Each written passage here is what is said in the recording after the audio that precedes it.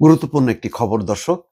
২ উপদেষ্টাকে পদত্যাগ করতে বলা হয়েছিল। প্রথম আলোর এটি খবর।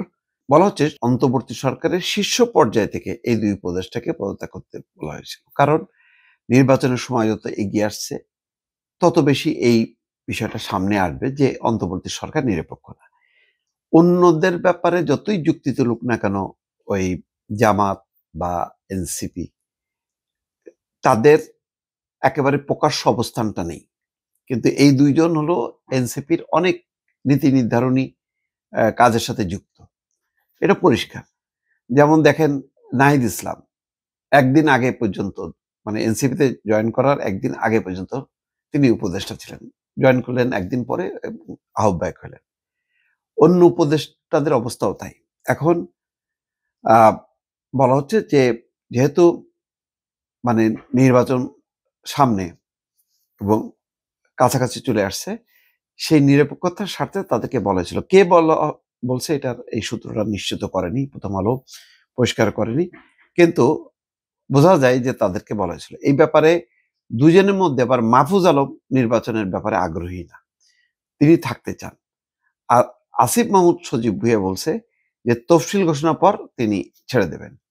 কিন্তু তফসিল ঘোষণার পর যেখানে স্পষ্ট তার অবস্থানটা এবং তার নিজের নির্বাচনী এলাকায় তার তৎপরতাটা, তারপরে তার নির্বাচনী এলাকায় বরাদ্দ নেয়া, সব মিলায় এটা এত বেশি চোখে পড়ছে যে অন্য উপদেষ্টারা তলে তলে কে কোন দলকে সাপোর্ট করছে সেটা কিন্তু পরিষ্কার না। কিন্তু তাদের ২ জনের ব্যাপারে পরিষ্কার। অন্তত আসিফ মাহমুদ সজীব ভুঁইয়ার ব্যাপারে তো মানে বলারই অপেক্ষা রাখে না। মাহফুজ আলম আম আব তিনি নাকি সরকারেই থাকতে চান।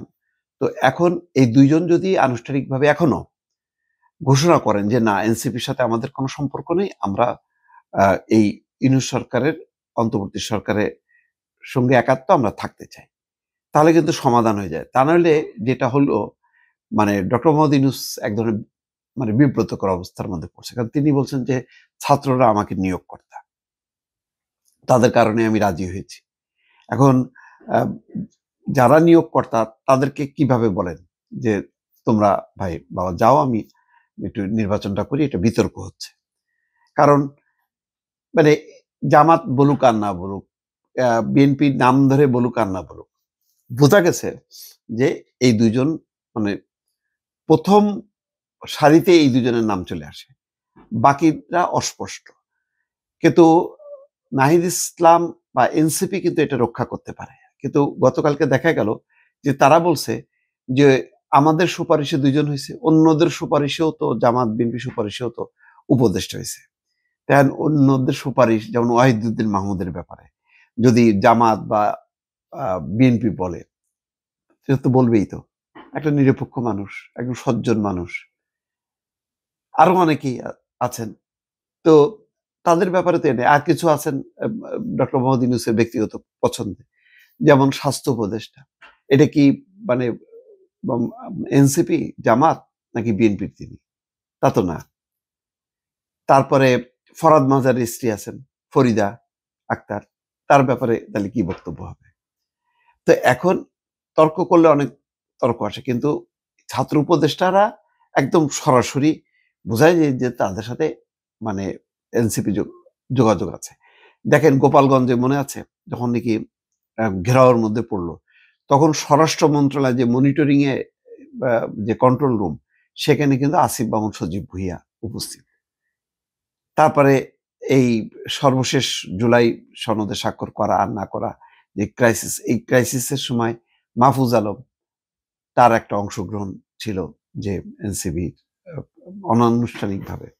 তো বোঝাই যায় এখানে লুকোচুরির কোনো ব্যাপার না। এটা ওপেন সিক্রেট ব্যাপার। এই ওপেন সিক্রেট ব্যাপারটা এখন বিষয়টা এমন বিব্রতকর অবস্থায় যে এটার আসলে মানে সমাধান দিতে পারে এনসিপি।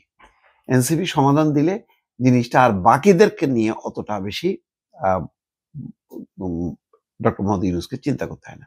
আরেকটা করতে পারেন যে এই যে ঢাউস আকারের যেই মানে মন্ত্রিপরিষদের মতন করে তিনি বানায় বসে আছেন, এটা না করে ২৩ জন, এটা না করে উনি ১০ থেকে ১২ জনের একটা নির্বাচনকালীন উপদেষ্টা পরিষদ। এইভাবে করলে আমার ধারণা যে অনেক বিতর্ক মুক্ত হবে এবং এইটা কিন্তু আস্তে, আস্তে ঘনীভূত হচ্ছে এই আলোচনাটায়।